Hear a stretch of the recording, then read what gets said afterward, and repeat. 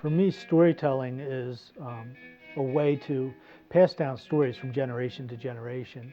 And at my house, as a kid, with being the oldest of 8, we would all be sitting around the kitchen table hearing stories, whether it was my mom or my father telling stories, and then later in life, us sharing stories with ourselves when we were in high school. Um, it was always interesting to hear the different twists of suburban life, of generational strife. Um, Through this day, I mean, my brothers are always calling me up, I got a story for you. When I was in high school and I had to figure out my college plans, I wanted to be an English professor, I wanted to be a writer, but my parents realized that might not be a good way to make a living. So they suggested that I do something a little broader, and I definitely loved TV and radio, and I thought maybe I'd be a script writer or write sitcoms, something along those lines. My final semester of college, I did an internship at Westinghouse, Group W's newsfeed network. I got hired, and a couple friends of mine had left there to go to this upstart thing out in Westchester that called QVC, a shopping channel. And you know, it was really at the time like, is this thing really going to unfold? Is this going to happen? Does this have a future? I like to say, nobody who is in college thinks I'm going to graduate and go work at a home shopping channel for my career, right? It's not something that people necessarily aspire to. I loved my 17 years at QVC. It was great. I've met many great people there. But after 17 years, I just felt like I was ready to go on and do something more creative. I had so many things I wanted to do in my life. Well, I really love short stories, and I found that I really love writing short stories. I love capturing small moments in a person's life, and maybe it's a dark moment. A lot of my fiction, at least in my first book, was pretty dark. I think some people were surprised when they read the short stories that they were dark, because people don't see me as having a dark side.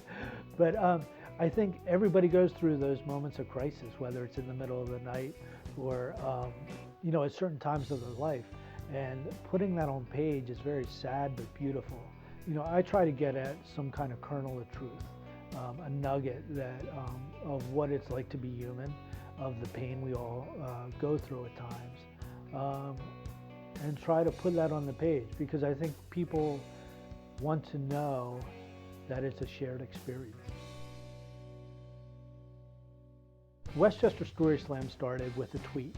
I basically was listening to a podcast of the Moth storytelling, and I tweeted out, does anybody know of anything like that around here?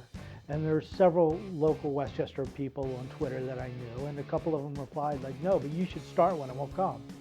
So I held the first one actually right here in my living room, and we had 13 storytellers, and we had about 25 people in the room, and we just had a great time, and it was a lot of fun, and that was in November of 2009. I think the energy of the Story Slams comes from the community we've built over the years. I really want to add the personal touch, so I try to meet with everybody that comes, say hi, ask them how they heard about it. And there's a lot of people that come and they're not sure if they want to tell a story. They want to see what it's like, and they want to get a sense as to how dangerous it is to get up on stage. I try to encourage them to get up and tell a story, and many of the people that were on the fence end up going up there, and they've just got this killer story that just blows everybody away, and they end up winning the night. And they weren't even going to get up there to do it because they were nervous. But once they get up there, they just roll with it, and that's amazing to see. I kind of think going to a story slam is like reading a short story collection, where you can read a short story collection, and you're trying to find that one gem that just will stay with you forever. And a lot of times the story slam is like that. Not every story is going to connect with you, but there's usually a couple that just like, wow, like I walk away thinking that was incredible.